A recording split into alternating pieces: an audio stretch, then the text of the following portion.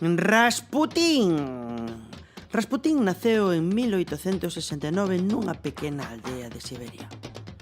Nacer nunha pequena aldea de Siberia non o eximiu de convertirse nun dos personaxes máis poderosos e misteriosos de principios do século XX. O fillo de Nicolás II, o zar de Rusia, tiña hemofilia e non sabían como curarlla. Pero Rasputín, que era sacerdote pero tiña fama de meigo, chegou a curarlla. E con isto conseguiu a confianza do zar de Rusia e máis da zarina, chegando a ser o seu confesor personal. E como dicía outro, un gran poder conleva unha gran responsabilidade.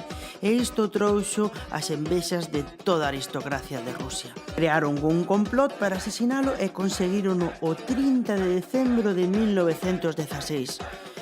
E a partir de aí empezou a Revolución Rusa, e a Revolución Rusa leva a outra cousa, e xa sabedes como remata a historia.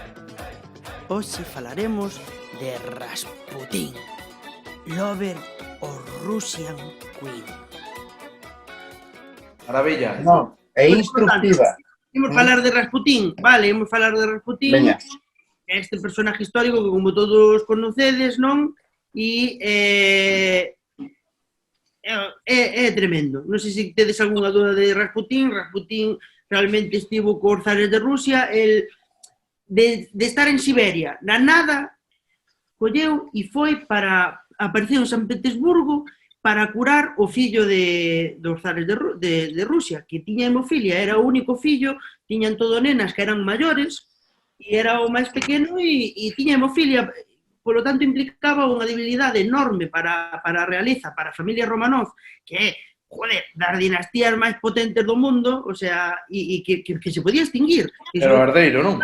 Mostraba debilidade. Cando era nun momento no que estaban despois da Primeira Guerra Mundial, estaban aí, un jaleo de indios. Rasputín sí ou Rasputín non? Sí, sin lugar a dúbidas. Rasputín, sí. Sí, home, claro. Joder, o sea, solo pola súa figura, polo que generou na súa época e despois. O sea, pues, a propia canción de Bonnie M non sería posible sin él. Entendes? O sea, que se non fora por Rasputín, aquela vella non saliría a tocar os huevos ao negro de Bonnie M ao palco do lugar. No, nin teríamos a Bonnie M que viviría, que todo mundo sabe que vivía en Boimorto. Efectivamente. Eu Rasputín, sí, sempre. Sempre, aparte que me parece un tipo super atractivo, non sei. Poderíamos dicir que Rasputín a mellor foi, bueno, poderíamos dicir non, se sabe que foi o primeiro moderno da historia. É o primeiro hipster. Primeiro hipster e tal. O sea, quen podría ser un actor galego que fixera Rasputín? Sei, Osvaldo mismamente. Osvaldo deixa a barba. A mí recorre moito Rasputín a Oliver Laxe. Oliver Laxe ten un aire así, que se Oliver Laxe deixa a barba máis larga e tal, así esa cara lánguida. Así que me recordaría él. De todas formas, Rasputín sí, por supuestísimo, Rasputín sí, sempre.